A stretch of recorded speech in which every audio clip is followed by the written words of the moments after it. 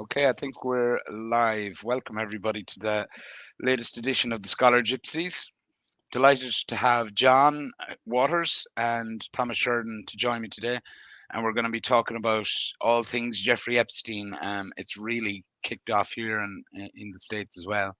Um, I suppose, John, the three of us were on here together maybe 6, 7 weeks ago after the Tucker Carlson Conor McGregor interview, and since that interview, there's been a couple of, I would say, unexpected steps taken by Trump, and two in particular: the Iran missile strikes, and now this latest kind of what looks to be a whitewash of the Jeffrey Epstein files, investigations, and the layers behind that myth and man that was Jeffrey Epstein.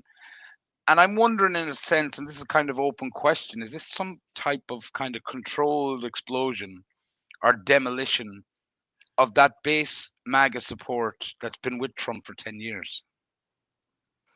It's an interesting question. I think that certainly will. It looks like becoming a collateral effect of it all. But whether it's part of the plan, I'm not sure. I think that we need to go to more immediate sort of stops first, and look at this fact that Trump in the last couple of weeks has deviated entirely from his election platform. The forever wars thing is gone, totally gone. And the rhetoric is being ramped up. He's supporting Ukraine now, and he's dead set against that. Iran, the thing, Gaza, and so on and so on. There's no, in a certain sense, there's now no distinction that can reasonably be made between Trump and Biden under the heading of wars. Um, and then, of course, this extraordinary moment when he attacks a journalist at one of those open press conference or cabinet meetings he has for asking a question about Jeffrey Epstein. He's still going on about that. I mean, that's like he was a joke. I mean, it was almost like he was just winding him up until you saw no, he's deadly serious here. So now it seems to me that there's different possibilities here. Ultimately, this goes to the question that we've been asking rhetorically and otherwise for many months now: is Trump the real deal, and can he stand up to the forces that are really running the world? In other words, is it possible to be the president of the United States and actually be the president of the United States and do the things that you want to do and tell those guys to get stuffed? And I've been making the argument that Trump had nothing to lose. And there's a certain naivety in that argument, by the way, which I'll go into as well. But there is something in it. He's nearly 79 years of age, I think, any day now. And, he should be thinking of his legacy as opposed to, the future in this world, in my view. And I do think he is thinking like that, and has been. But the last week or so has shown us that, there's something else going on now. And what is that? Um, with regard to the Epstein thing, it seems to me there are two possibilities which together might come together and make a third. The first is that Trump is himself and now knows that he is himself compromised on the Epstein files issue, and that he's there. They have him.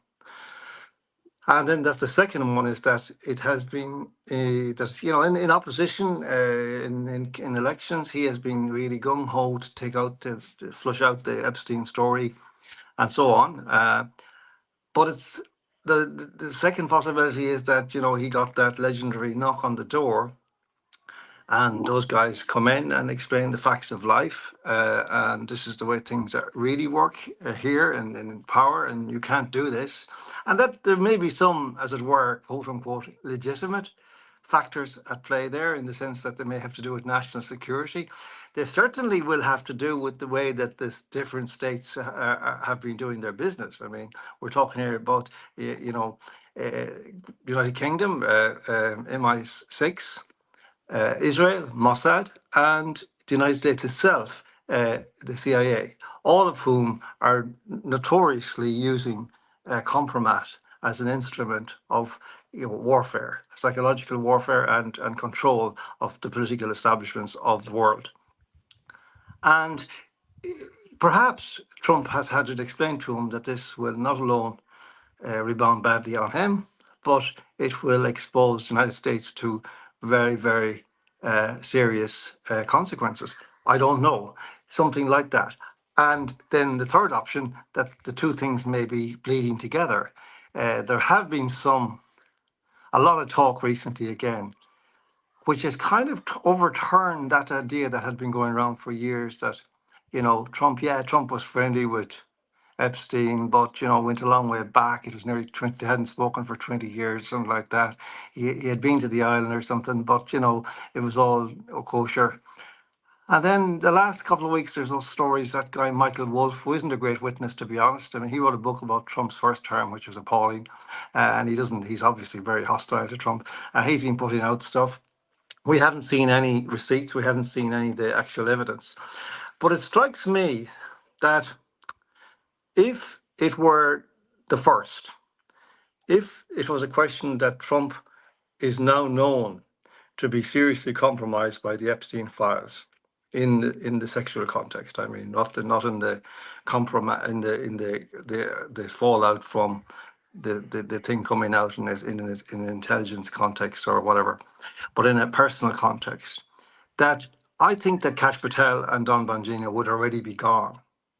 They would have walked the very minute he started to hunker slide about this, because they couldn't live with that. Now, as regards MAGA, it's a good question, and I think that one thing we have to say about this, and I've always said about Trump, that Trumpism was never about Trump. It was always about Trump's people, MAGA. And I've always said also that these are profoundly decent, ethical people. They're the salt of the earth of America. And this now reveals itself in the last week, again, very clearly, where they have drawn a line, and they're not going to, people say, oh, they're a cult, and they'll stick with Trump no matter what. No, they won't. No, they won't. Not on this. If it's the first, if he's compromised, if he's got a record of abusing children, he's finished. It's over. And so it should be. If it's the second, and there's issues to do with intelligence and security and all that, that's complex. Who knows what they might be? We might speculate, but we don't really know how those things work. Certainly, it's a very dirty business, and there's a lot of dirty stuff. I mean, probably in those files in that regard, and definitely people who are highly respected in their countries and in the world who will emerge as entirely different types of people. But I do think that if it's that, then Trump will survive it. He won't survive it if he's involved himself if they have him on the fundamental issue itself of child abuse. Not a chance in hell. So and if the two go together, then obviously he's screwed anyway. But that's kind of my view. But I think that the collateral effect of this will be that it will risk the future of MAGA, because whatever else you say about Trump, he is an extraordinary figure of unity for those people. And I don't see, even like J.D. Vance, but he's not really the same kind of personality. He doesn't have the same connection. You would have to imagine he would have, because of his background and his book, Hillbilly Elegy, great book. You would have imagined he would have been the quintessential Trumper, but of course he didn't like Trump at all from the very beginning. Well, there's a question mark about him, whether he could be the Manchurian candidate. Like, he could be I agree with you, I suppose, in kind of what you're saying. Like, nobody else has the glue to keep that movement together the way Trump has. No. Thomas, where you did a video there at the weekend, I suppose, how are you viewing this? I'm listening to John's stuff, and it all makes sense, but it doesn't make sense at the same time, if you know what I mean, John. It's like we're all confused, and I think a lot of us are. I'm quite hurt actually by the whole thing. I find it astonishing that this is a man who had a bullet go through his ear, and he reacted better to that than he did at the conference where Pam Bondi said there was no Epstein files. This is it's. I just look at the psychological and the sort of emotional element of it, and it's very telling. I mean, there's only one thing we can say for certain. I think is that the deep state is still deep, and the swamp still stinks, and probably stinks more than ever. It's almost like he did get that, that old Bill Hicks joke of they brought you into the back of the old office and what really happened on the ground in Dallas. I think he looked like a man who would do something right there, and it wasn't. One thing if it was him, but there has been a complete personality change of both Don Bongino and Kash Patel. Don Bongino is like a different person than he was last week. He looked genuinely terrified and frightened. Now, it just shows to me that, like, okay, when he won the election, why was it important to me in Ireland? Well, I thought that was an existential moment in the sort of like the defense of Western civilization, because if he had have lost, we would have went into a woke hellscape, especially here in Ireland, where as bad as it is now, it would even be worse if she had won. And we avoided all that, and it felt like, well, maybe there is the gods are on our side. Maybe there is sense emerging in the world, and so on. And it certainly seemed to be that way for a long time. But just to have basically not a central campaign, but a part of his campaign was definitely that he was going to release the list of names. And, Pam Bondi said she had to let the list on her desk. And now they're saying they can't show it because there's the disgusting pedo videos that Epstein recorded in his mansion in Manhattan, and with cameras everywhere. But they have technology to blank out the young girls and boys' faces and identities, so you never have to be found, and they can just show who the nonces are and the weirdos are that did it. And there's also another element to this that not enough people are talking about, in my opinion, is this Epstein character. And I think the sexy stuff, the fruity stuff, the creepy stuff, I think a lot of that is a distraction in a way from a couple of things. And one of them includes Epstein's bizarre relationship with the biotech industry, particularly in regards to genetic engineering and experiments in Africa and so on. This guy was involved in some very peculiar corporations, a lot of them connected to not only Big Pharma, but the military-industrial complex. This guy had astonishing power, astonishing wealth, and yet he was a school teacher at like a secondary school in Manhattan. There's something very... It's so dark to me, it's almost like I can't express it. That's how I feel right now. If it makes Trump behave like that, if it makes Don Bongino have a different personality after a day, then the belief or the assumption that the world is a far more darker place than we know it, that we actually think it is, it kind of gives veracity to that, I think, anyway.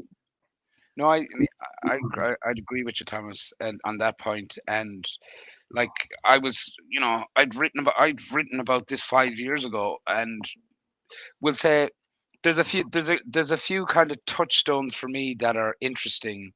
Like, I think the relationship Trump had with Epstein was a lot deeper than we know of.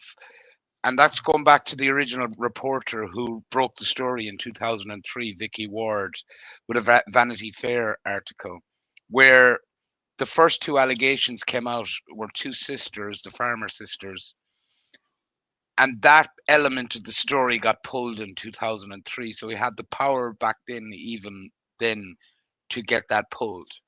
Now, I've heard her interviewed recently, and in fairness, the investigative reporting that she had done on him in 2003, before any allegations had emerged, like, what happened down in Florida in 2005, 6, 7, and 8, when he went in jail, it indicated to me, especially at the moment, was that he had power and influence to make things happen that even an ordinary wealthy person couldn't make happen without some help. And I think that was part of her thing. But the other thing, and I want to raise this point, is, the leading voice of the MAGA movement is Steve Bannon.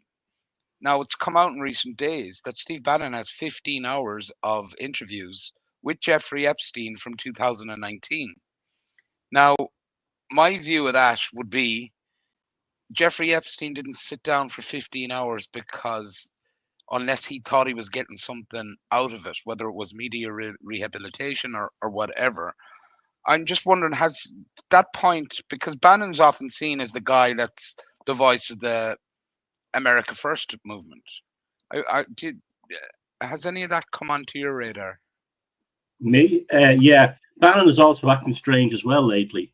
He did that conference at the weekend at the Turning Point thing, wherever it is, in Florida, in Tampa, and he basically gave his classic rallying the troops MAGA kind of thing. And while the others like Tucker Carlson and some others were actually like, no, this isn't good enough. So what John said about that MAGA won't stand by him. I think that's true to a point, but there's also MAGA is really Steve Bannon when you really think about it. Trump is almost like the fuel of MAGA. Steve Bannon is the real kind of leadership of that. And I think he's looking to.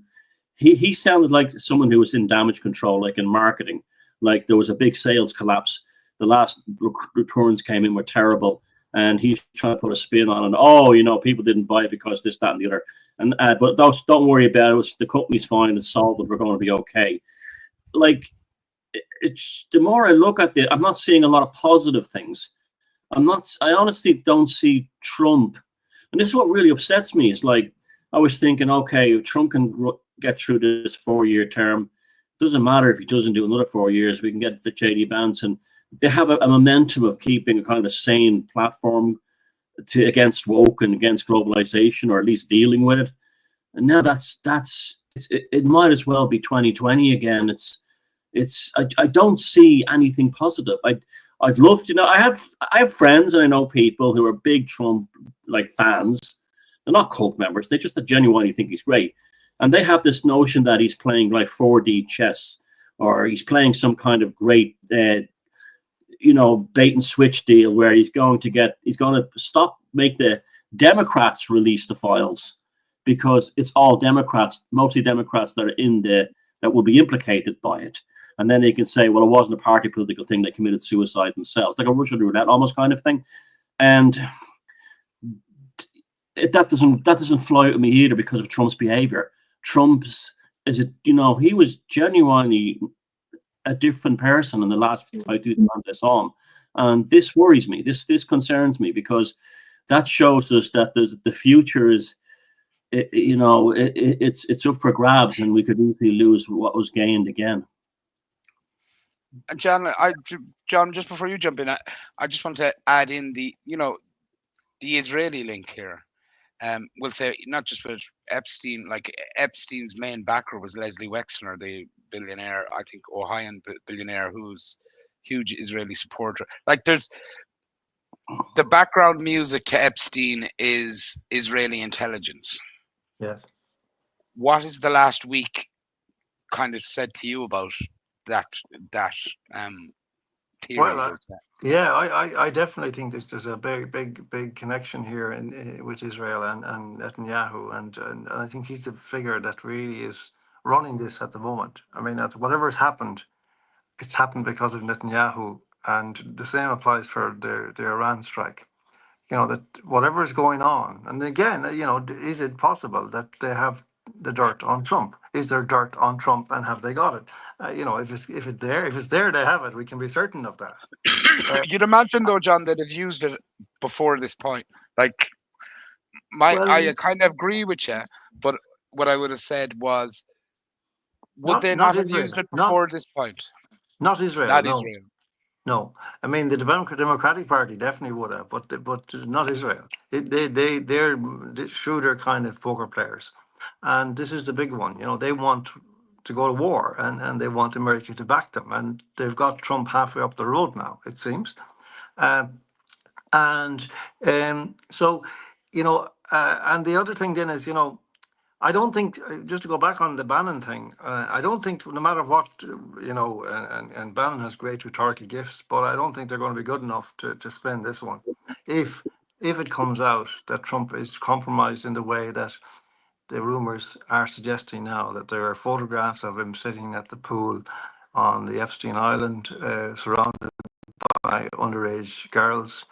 And I won't go into some of the other stuff that's in it, apparently or allegedly. I don't know. I have no way of knowing. Uh, I it don't would be think a Bannon shock. survives. I think Bannon has an even bigger problem than Trump. Um, as in, I think those 15 hours of interviews, Hmm. unless he's 15 hours obliterating Jeffrey Epstein in them, Well, I doubt he's doing that, Jerry. and What I I don't imagine, think he I, is I either. think, I think what he's doing, he's digging in to see if he can get Epstein in the moment. I mean, that moment is coming very close to the end for Epstein, and he's probably under a lot of pressure, and he maybe have engaged in some confessionalism. Who knows? It's surprised that we haven't heard about this before and that it's only coming out now. I don't know really. We have no way of knowing, but we will know very, very quickly, I think. Yeah, There are indications now that whatever this means, and in the context of what we're describing, it doesn't seem to fit. That Trump is now being persuaded that he cannot do what he was suggesting, that he has to bring out this stuff. And he's now apparently willing to do it. Now, that would suggest that, either he's prepared to face the music, which I kind of doubt, or he's prepared to face the consequences of the deep state, the American deep state being exposed on his watch and all the repercussions that might have. Remember, there's other factors here. We're dealing with ruthless forces here, by all accounts. Like, who would think nothing. Mossad would think nothing of snuffing Trump out like that. You know, and his family, everybody belonging to him. And they are used to doing this. This is their business. So, these are not trivial matters by any means. And they're not really matters for kind of like soap opera speculation in a way. Like, they're deadly, deadly, deadly events. And that may be a factor that's exercising Trump as well. And that may be a factor that's causing people like Kash Patel and Don Bongino to stay on team, because it's not, everything is not as simple as the optics would have them. So we just don't know. But the thing is, I think the point that Thomas is making about the MAGA movement, like, I mean, it's we all in the world, all of us, look to Trump because he was the only ethical force that emerged in the last 10 years in politics, really. You look at the populist movement in Europe, it's all fallen apart. Maloney and those, she's basically turned into an establishment figure. She's hugging van der Leyen, and she's, welcoming more and more migrants. And she was the one who had all the rhetoric. Trump has never really, until this week, shown any signs that he would resile from the program that he had articulated. Um, and he inspired a lot of people, like not politicians, but mm, ordinary people, to have faith and hope in the future, which is no small thing. And I think, it's something we shouldn't forget, no matter what turn this takes in the next few days. Uh, but at the same time, it has limits, and child abuse is. Now it's very interesting this whole thing. If you think about it, um, the whole child abuse thing in the last, if you remember there about a couple few years ago, about 2 or 3 years ago, a movie came out, a documentary, drama documentary called, I think, Sound of Freedom, about sex trafficking of children. Fabulous movie, extraordinary movie. And but it got a real hammering in the liberal press, and it was basically ignored or slagged off as propaganda and all this. This is very interesting. In up to now, and you mentioned the point earlier on that the Democratic Party never wanted to talk about Epstein until this week. Now they do. Well, they're still the better. They're still yeah, going to get the brunt of it. Be under no illusion, they're going to get their share of the dirt when it starts coming out. And maybe this is the final denouement of the whole saga. Well, this is the meaning of it, that Trump finally will bring down the deep state, bring down the Democratic Party, maybe bring himself down as well. But maybe that's not necessarily the worst thing that could happen if he does bring down all the rest. yeah. Thomas, do you get the sense that this is a pivotal moment in the whole, not just in the presidency, but in the the fight we are all writing and talking about over the last 3 or 4 years. That what is happening, like, it kind of is boiling down to this unexpected moment with the Epstein stuff that has come out over the last couple of weeks. That this is going to be the battle that a lot comes. We find out a lot because of this in the next maybe month or two. Yeah, maybe for years to come.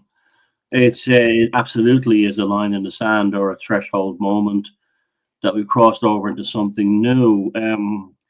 There's other things. It's getting like the Kennedy thing, where there's all these plates are all different plates that kept spinning in the air. I'm intrigued as to why suddenly Trump has become very neocon regarding the war in Ukraine, and he's now firmly behind Zelensky. Did the Ukrainians do it? Like, was this why Zelensky was acting, cocky and throwing his weight around in the White House a few months ago? Regarding the Israeli thing, yeah, we know that he was a spy. He's definitely had Mossad connections. We know that her father, Ghislaine Maxwell's father, Robert Maxwell, was absolutely knee deep in all that world. But they also killed him as well, which kind of shows you that the intelligence services in whatever country they're in, they're a law unto themselves. They have a self-preservation need that's beyond the sort of the dogma or the philosophy or this nation they serve. The way the East German Stasi became basically the Green Party in Germany, and they basically, but they were still the same people, this kind of thing. And the Mossad would be like, we know from what we know about the CIA and even the FBI is that they're a law unto themselves. They're a state within state. And I don't see any reason why Mossad, MI5, and the rest of them are not the same way. There's almost like they're working for themselves, but they're definitely not. They don't seem to be always working for their own nation or their own country. When they killed Mossad, definitely killed Robert Maxwell, and yet he was he was like Mr. Israel. He was one of the the founding fathers of Israel, basically, and a British war hero and all this kind of thing. And then there's another thing too as well. The Ghislaine Maxwell thing. I don't understand why she's in prison. If are they saying it's because she was supplying girls and stuff to him? But why wasn't she? Okay, if she has all this information, how come she was never ever been pulled before a Senate committee to testify? They just locked her in prison and got her out of the way. So she has a story to tell, but we're not. So this is like the second part. Not only do we not get the Epstein files, redacted more or less, or forgotten, but also Ghislaine Maxwell, she's gone the same way too. It's like a big wall of silence, and it all augurs very badly and for the future. In terms of, I'd imagine there are many people in the MAGA movement who follow Trump and all that stuff who are genuinely heartbroken at the moment. They would have put their heart. It would have been like the devout Catholics in Ireland who, when the Bishop of Galway turned out he had a girlfriend and a son. That kind of moment. You find out that the one you loved the most was the most had betrayed you all along. There's kind of almost Shakespearean element to it at this point, but if you were to ask, it definitely has that vibe about it. There's a kind of a, Richard III element to it. He's becoming increasingly flawed, very, very quickly and very publicly. And I would agree with. I don't know about if they have pictures of him with young girls. I don't. I find it hard to believe. Yeah, me too. I think Epstein's depravity in that sense, all of that stuff is one element of him. But I think that the journalist Vicky Ward, who, like I would have said, knows and has been on the train long enough, described Epstein as far more important than a kind of a person that was just at NASA. He was he was a financial fixer that if the CIA or Mossad or whoever, they needed to fund somebody, but they couldn't do it from public funding. He was the guy that went out, and he was the guy that went out to basically get the money to fund whatever it was they needed to fund. So that Yeah. like his Rolodex of like Putin is in his Rolodex. Not never mind like Clinton, Trump, and all the rest of them. Like his Rolodex of people is unbelievable. Yeah. Going back to like in and out of the Clinton White House in the 90s.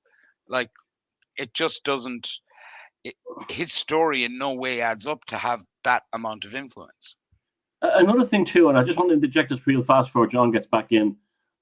I don't even know if he's actually dead.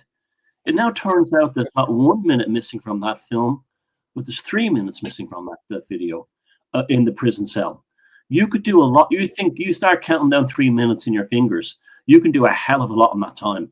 You could get people in there to smuggle him out, whatever you want to do. I mean, these people have incredible ability. Look, I mean, they pulled off 9/11. They have incredible ability to do whatever they want. And so is he even dead? Now he used the same factor that Jimmy Savile used. He made sure he had his, these people who say to me, oh, but there's loads and loads of photographs of Trump with Epstein. Epstein is one of these types that would have had a photographer following him to the toilet to make sure if there was anyone famous nearby, he'd get his picture taken with him. What we used to call back in the 80s a ligger, somebody who was actually at every event to get his photograph taken with everybody, and he was there in every situation, party, event, you name it. So that's not enough evidence by itself to prove that that Trump was involved in any funny business regarding girls and stuff with him, any more than like he had, like I said, you have pictures with thousands and thousands of decent people as well, like Savile did. But I'm actually putting the brakes on myself in the last 24 hours because it's starting to kind of like I'm starting to like wonder if I'm gaslighting myself. I just take it back to Trump again because there's another issue here and another factor or phenomenon that we've been seeing since he got elected, which is that within the global resistance, let's say, or whatever you would call it, what the other side call the far right, there has been an increasing skepticism about Trump, almost an immediate skepticism about Trump. Immediately he got elected, maybe because he got elected the second time, and that suddenly people were saying, no, he's not the real thing. He's a fraud. He's an actor. It's all theater, And now, of course, it has to be said that if all this thing emerges in the way that some of the rumors are telling it, then a lot of this thinking will be vindicated. But I don't necessarily extend any great congratulations to those people because they basically take a pessimistic line on everything anyway. And, hindsight is their main science. But the other issue is that, if you look at the other aspects of Trump's program in office, the very first day he brought in that guy Sam Altman and all those guys who were introducing all kinds of AI proposals and so on, and they got to run the White House essentially, and got a film made of themselves there, and then went all over the place, and you're thinking, well, if Trump stands for anything, he's standing for the working people of America. That's people who make and mend America every day. People who work with their hands. Those people will be rendered obsolete by AI. A development in so-called progress that has had no discussion whatsoever, zero discussion of a democratic nature for 30 years while it's been in development. And you would have thought that Trump would be at least aware of that and thoughtful about it. But instead, you find not only is he thick with these guys, but J.D. Vance is even thicker with people like Peter Thiel and so on. So that's kind of ominous, straight off. And we can't sort of just blinker those factors out. There have been indicators that those who said, he was never what he seemed to be, might have something going for them. I didn't want to believe it. I still don't want to believe it. Part of me doesn't believe it. Some of me is more doubtful now than I was before. But at the same time, I mean, what we do, or at least what I do anyway, I think all of us, is we're not in the business of championing people. We're not in the business of cheerleading. We're in the business of trying to tease out what's happening and what's going to happen and what it means. And right now, I don't know. But I do have questions now about Trump. And he really, not for me, but for everybody, for the world, he needs to clarify things real fast. What is he about? You know, maybe like if he is compromised or if he's been threatened, for example, if his family is being threatened, I don't understand why he can't just simply go on TV and say this.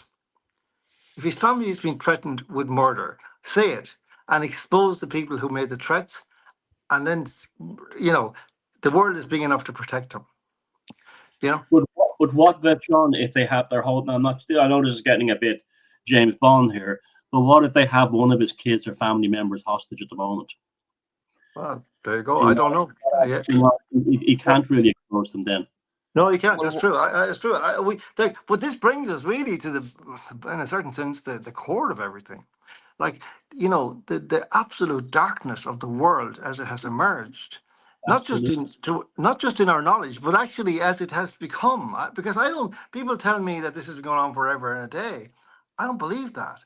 I mean, I don't think it was just naivety to believe as we were growing up that the world was somewhat a congenial place. You know, like in Ireland, the politicians didn't believe like scumbags in the way they do now, or nothing like it. They were respectful of their people. They tried to look after their people. They weren't successful necessarily all the time at it, but they were doing their best, it seemed, or something like their best, maybe. So, but now it's just absolute horror show, day in, day out, and the ultimate, the whole idea that democracy, and there's a lot of evidence for this to be sure, that democracy is a charade, that is theatre, and that the real world, the world is run really by a different force entirely, and what we're seeing now is a little chink into that world. I think that's very I think likely. we're seeing a Like big. this, I think we've been starting to see a big chink of this over the last couple of years, and that in almost the desperation of the your demonic forces, really. yeah, yeah, And I'm just drawn back to something that I thought a month before the election, where it seemed to me the darker forces were on Trump's side to win at the very end. That there was a sprint at the end by some of these nefarious forces to support Trump. And I come back in my head wondering, it was almost, I think, when I was writing about that, it was like one side's dark and the other one's darker still. yeah, And that a compromise was made, that in that some compromise was made to allow Trump an easy ride through the presidency, to kind of satisfy this unrest that was in the world, and that his election would be of somehow proof of that they were winning, like the good guys were winning, when in fact I'm wondering now, was that a bit of a charade, in the sense that, well, we'll give you 4 years, we'll let you start like your hair is on fire, but then we're going to pull you in and things are going to go back to the way they used to be, yeah. You before you see, came along. there'll be guys listening to this like who say, "Oh, sure, look, we knew all this all along." But yeah, Yeah. but you didn't really. You didn't know anything. You were just speculating, and that's all we're doing now Doing because now, yeah, yeah. we don't know. We Mm. just don't know, and nobody knows for sure. If they did, they'd be able to do something about it. Maybe I don't know, but it's like this kind of know all stuff. It really annoys me. That there's people out there who just say, "Oh, look, this has been going on for long. Oh yeah, we've known this for years. I knew this back in 2000 to." Like it doesn't matter what people speculate about. Ultimately, uh, what we're talking about here is the complete collapse of the democratic world. And I know that democracy had huge limitations, and constitutional republicanism had huge limitations, and it was dismantled in plain sight in 2020, whatever was left of it. And we're looking now at a world in where they're going to basically build a digital prison and put us all into it. And keep us on starvation supplies, and eventually look at us and say, well, why are we feeding these guys at all? Let's make arrangements of a different kind. That's the kind of world that we're entering into, and we're bringing all our children and our grandchildren along with us into it by the hand. And it seems to me that we need a little bit more than just kind of rhetorical kind of smart arsery, to deal with what's happening now. We need to get real about our political systems and realize that these are criminal systems. And Trump seemed to be the possibility that you might create a different kind of system. Maybe that was a naive idea. I don't know yet for sure. I'm beginning to worry a lot. But at the same time, for those 10 years, he offered some level of hope to people that we might actually one day get a decent government in the United States, and that we might actually, as a consequence of that, create a ripple around the world that would bring some level of re-civilization back to the West. I don't know. It's now looking very, very bleak indeed. But I do think if Trump still, if he steps up, and if he's not directly implicated in this, there's nothing in there that the world can't bear to hear. I don't care what it is, whatever villainy, whatever evil these people have done, it should come out. We should know about it, and maybe that would be the great benefit of this. And I do think that that's ultimately. I don't know these guys, Don Bongino and Cash Patel, only to hear them speak. They seem to me to be solid guys. They seem to be sincere, and it seems that if anybody can face this in an ethical way, they're probably as good a bet as anybody else. Thomas, if we take this into an Irish, if we kind of wrap in an Irish context to how this might affect, how we as a resistance people need to kind of look at this for us. At the end of the day, it comes back to ourselves here in Ireland as to what our, no matter what Trump does in the US and all that, what's the implications here for ourselves? Oh, there's two levels. There's the macro level and the micro level, or the personal level. So on the macro level, I'm talking about in Ireland, there's the macro level, not globally. I think the establishment here will be delighted by the latest developments. I think that it's shown a weakness to Trump that they can probably negotiate these tariffs that might have actually been good for Ireland to get rid of the stranglehold of big tech has over this country and biotech has over this country. But now I think that's all changed. I think it's not good in Ireland for us now. I think there's a cockiness, there's a stability. They have a stability now that they didn't have last week. And this is going to only manifest more. In fact, it's so, like, I'm in such a negative, not a negative space, but I'm in such a sort of like a pensive and concerned space about it that I'm already developing my own personal psychological and emotional toolkits that I used at the beginning of COVID. I feel that we're going back into shadow again. And I think that's from the country is going to suffer because of AI. There's no doubt about that. That's going to continue to be a big problem for Ireland. AI will definitely damage the jobs market and stuff like that. The personal liable point of view that people like us, the dissidents, the insurgents, that we have to, like, it's almost like we've been told, well, you learned a lesson now, there's nobody else but each other to take care of, and try and keep this. Like, I mean, I've been going into some dark places lately that I'm not that kind of person in general. And I was reading John's new book, which is pretty amazing, but it's almost got a sort of spiritual element to it as well, that it's like it's bringing out emotions and feelings in me that I had kind of forgotten what went on in 2020 and stuff like that. And I think the world is falling into a kind of shadow, and Ireland will fall deep into that shadow as well, because we're a pissant country with no power anyway. and we're run by basically some of the worst people and the biggest idiots that they could possibly generate in this country are now running it, and probably will be for a long time, unless like an asteroid or something comes. But it's a situation now where it's almost like we've all been told, well, you got to focus on what's real. Like really, even like I was looking at, I heard there was a John interview recently that he did with some Christian guy in America, and it struck me that the Irish are kind of we have to sort of like worry about saving the Irish. Not we can't. It's so bad now we can't even save the country. I don't think. Just that I was looking at some of the demographics of the birth thing, and we're really in dire straits. All we have to do is like what John did with his book. Like it's basically a time capsule for the future. I think us in this kind of scene that we're in, we have to start all this, like the smart aleckism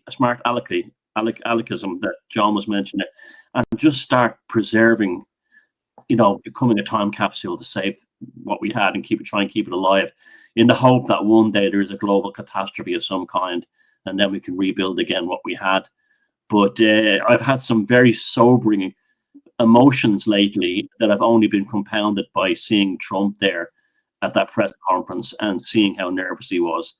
And I put a lot of value in my intuition and my inclinations, put it that way, John, just to add before you jump in there and to that is, do you get a sense? I have a bit of a sense that we're coming into another iteration of the second half of 2021 when that darkness came in.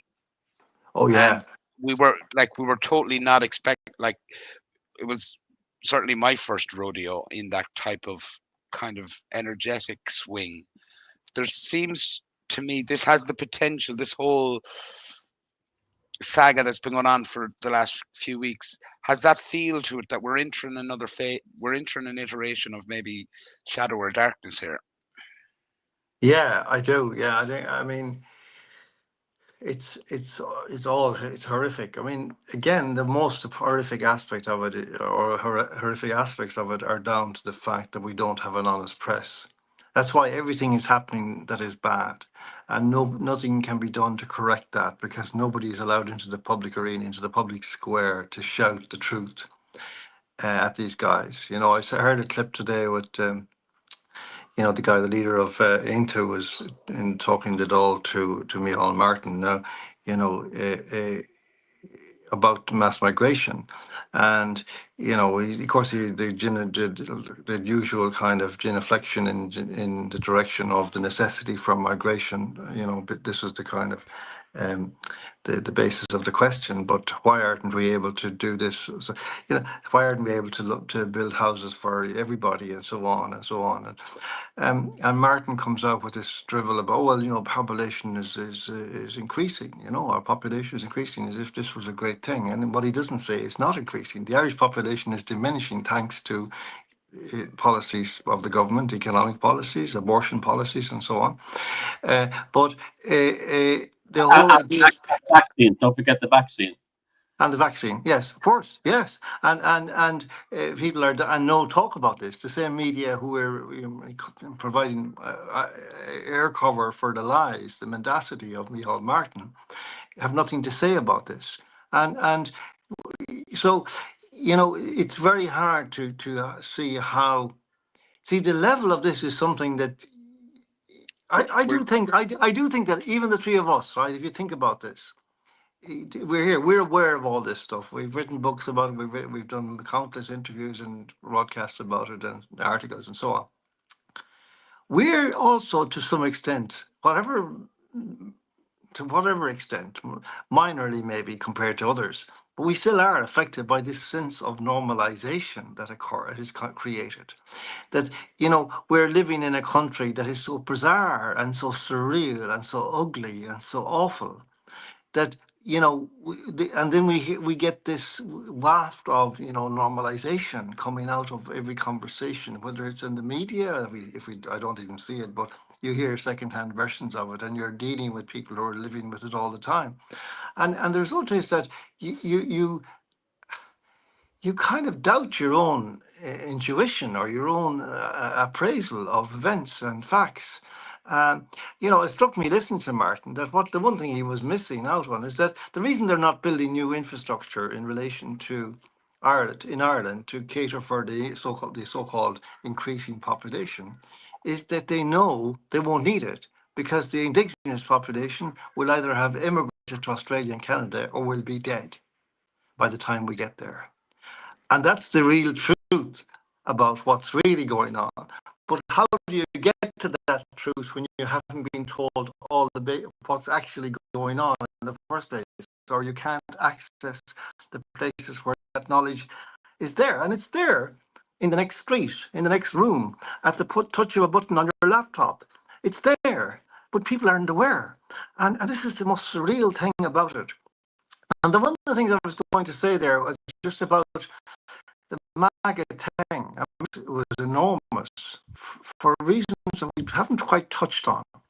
But I think it was because MAGA was one of the things about MAGA was that it was extraordinarily smart. They were really clued in people, especially the voices, and it created a culture within a culture that was really like vivid and strong And and joyous, inspirational. joyous. Yes. And Trump again has to be given credit for that because it was built around his personality, his sense of humor, and his sense of his quickness. The way and his irony and all those things about him that you kind of take for granted because that generally if you look at the movement in Ireland, like it's dull, it's leaden, it's just infighting, it's toxic, it's all these are terrible things. It keeps having meetings and not making announcements and having people having their photographs taken about how they're now on the point of launching a new movement and blah blah blah, and then a week later the guy who was supposed to be the leader tells you, well, I've actually stepped aside and now I'm a leader of an entirely different party. Like, who cares? Like, can we hear from these people about what they're proposing to do for Ireland just once? Like, whereas MAGA was always about what it was about. Yeah. you know Well, that's it was all well, that's where the ordinary pit. That's where that's why the yellow pack importation of MAGA, even if Trump proves to be pure right over time, the yellow pack importation of MAGA is not going to work in Ireland because that no is MAGA in America. That's no one of my critiques of what's happened here is we need to have that discussion, and that can't be a political discussion in terms of solving that that's the last piece of the jigsaw puzzle in a sense. We yeah need to well decide what Ireland do we want for the next 25 years. How are we going well to it, reimagine it? that's And right. that's a philosophical like It's a massive. that's a massive philosophical discussion that we can't skip that step. No, but every time you try to start something like that, it's blocked because the guys who are you know who have claimed the seats at the top of table want to make sure that they're the smartest people at that table, and that's not a good idea in many cases, to be honest about it. And so the result is that everything gets reduced down to slogans or concepts which seem to mean an awful lot but don't. Like, well, what are you? I'm a nationalist. Well, what's that mean? What kind of nationalist? A ethno nationalist? Okay, what does that mean? And how do you deal then with the problems that we're facing? And how does that fit into what you're talking about? There's none of that. There's none of that at all. And you can't, these parties come and go, and they just sort of morph and shift and merge and all this, and it doesn't get anywhere. Like, we're 5.5 years into this spiritual war, this war against humanity, and they're still trying to form a party that will actually, have a chance of winning an election. Where are you on this, Thomas? Yeah, I'm exactly where John said there. Like, I was even saw an interview with the guy from Antua, or it's another that's called, on Gripped, and he turned around and said something like, "What happened in Kulak was unhelpful," or something like that. When Kulak was the only thing that actually worked, everything else just Absolutely. failed. It's the only thing you could point a finger at and say that was successful was what happened in Kulak. And then he Well, started going, "We don't need people making speeches about chemtrails and things like that." Well, I've listened to all the speeches that were made outside the Customs House during the marches, and no one ever mentioned anything like that. So there's all this snide snipping kind of thing going on. That's totally, like, do you love Ireland or do you love yourself? Which is it? Do you love do you love your own self identity or do you love Ireland? Which? That's literally what I would be in the game for now. I'd say, look at my fucking face and tell me, are you in it for Ireland or are you in it for your own fucking career? Pardon my French. But that's how I feel now. And there's only one answer to that question I want to hear. I'm in it for Ireland, and that's it. And if there's anything else, and for our tribe, our people, our culture, our society, the trajectory we started with and where we're going, and that's it. I don't want to hear anything else. And I don't want to hear, John said they have all these things. I'm in it, all these things, and I don't. How do we solve the problems? Well, the first thing of all, we have a cultural problem that we need to solve first. And a lot of that cultural problem is rooted in the so-called alternative political scene is adopting the exact same mentality that's in the mainstream political scene, in that they're all like, they'll only work together in their own personal interest. That's the only reason why you have this uni party in this country. And it's the same. They won't do it for Ireland. They won't meet in a room and say, let's end this bullshit now and just do it for the country. I don't like you, you don't like me, and that's okay. You see, a lot of these people, have they ever worked in a business company?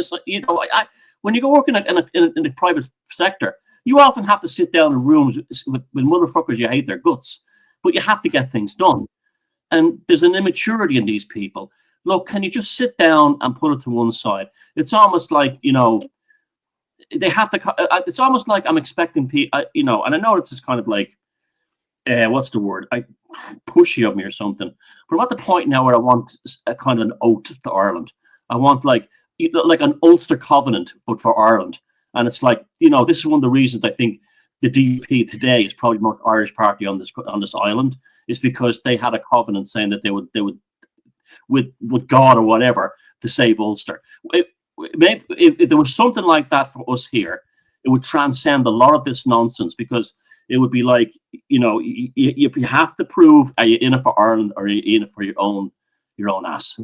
Yeah, and also, you see, what I was talking about earlier, the corruption of the media, and that's more than the corruption of the media. In a certain sense, so what about the media? Who cares? They're all lawful anyway. But the point is, they have commandeered the national conversation, and then they have obliterated it.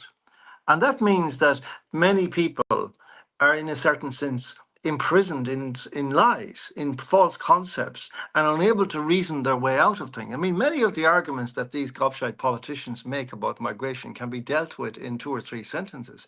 But people just haven't heard that kind of discussion. And they don't know when somebody at a dinner party or in the pub or in the cafe says something, they feel inadequate and they don't know how to respond. I'm not patronizing them, but it's actually true that when you don't actually, when you have no familiarity with the discussion and you find that you're not permitted to have it even in your own home, um, it's very hard to be able to formulate your thoughts in a way that you can argue back. And this is a central aspect of what's happened. And as Thomas says, it's a cultural issue.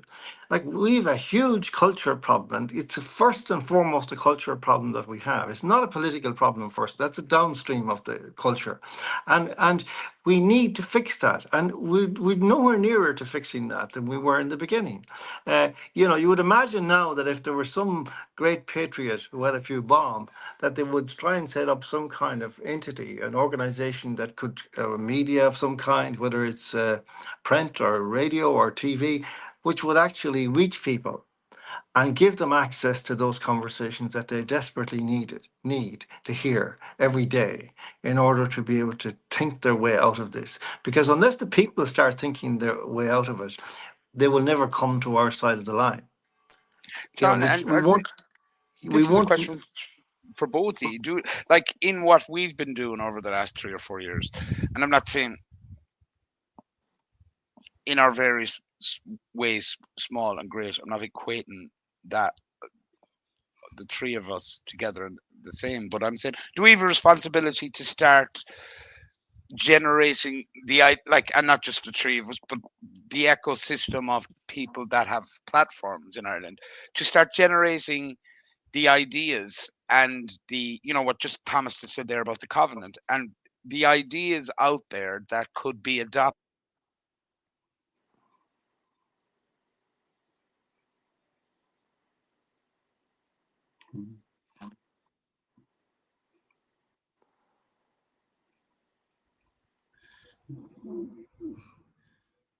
We lost Gerry there. Yeah. Well, I do think I would say yes, we do. But again, we're only three guys.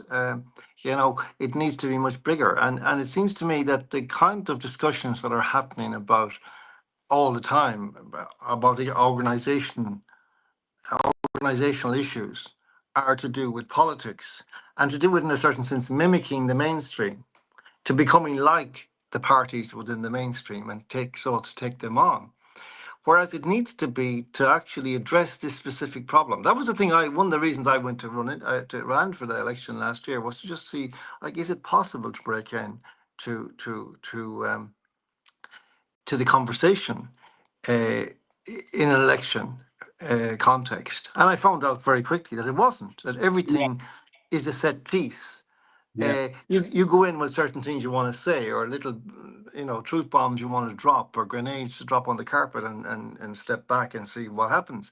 You can't do it because every event is managed to the nth degree. Like, say, for example, there's one about fisheries up in Killybegs, and there's a room full of fishermen and their wives and so on, and our husbands as well, I'm sure.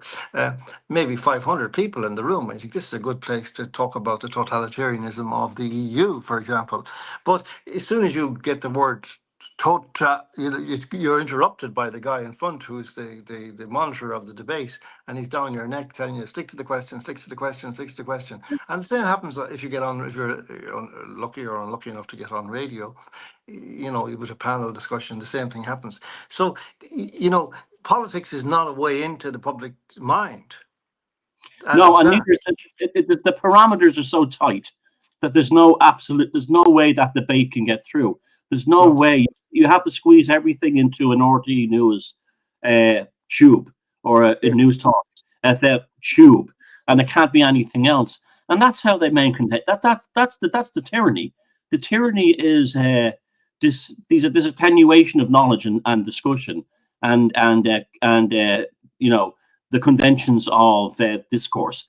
They're forced into a tube, and you cannot elaborate outside the tube. Like, I saw this thing, like Mairead McGuinness has been nominated, I think, by Fine Gael for the president's job today. And I looked at the RT page, and it's astonishing to read the comments. It's like mainstream Ireland, lovely man Ireland, whatever you call it.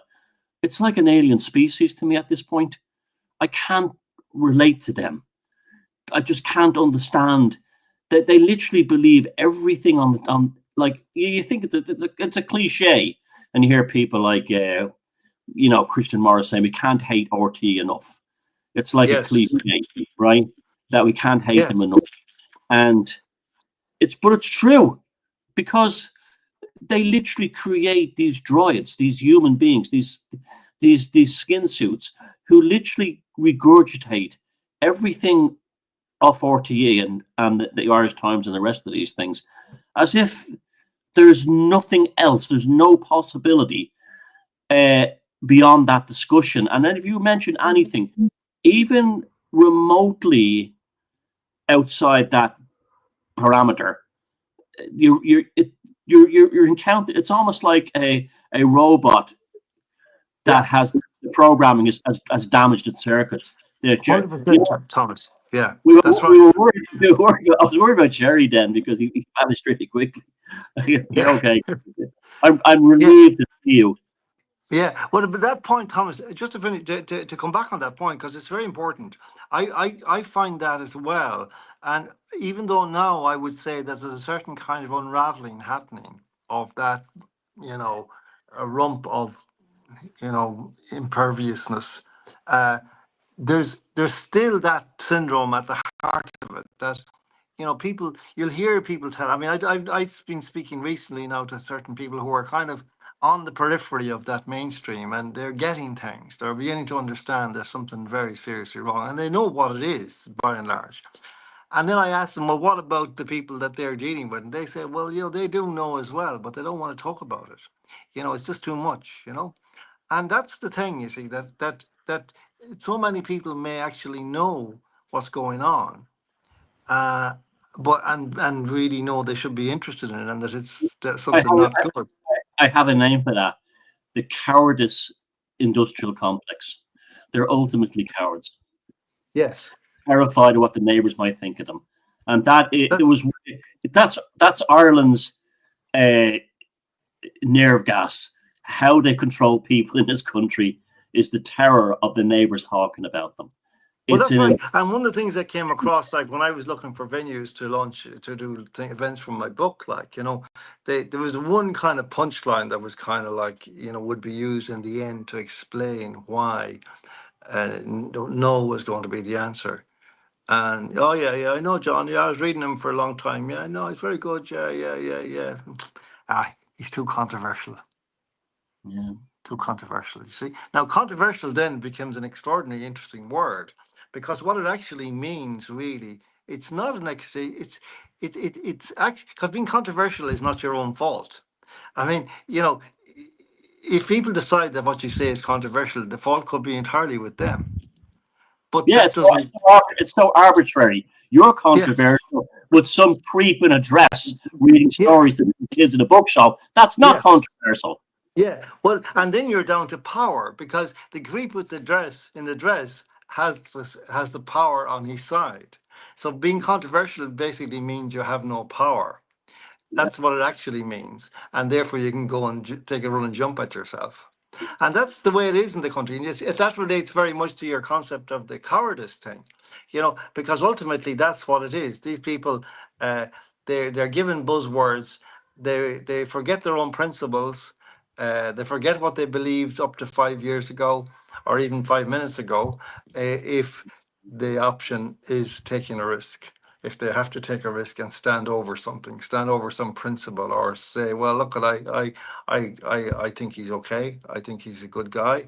He's been around for a long time. He's not Hitler. Let's listen to him.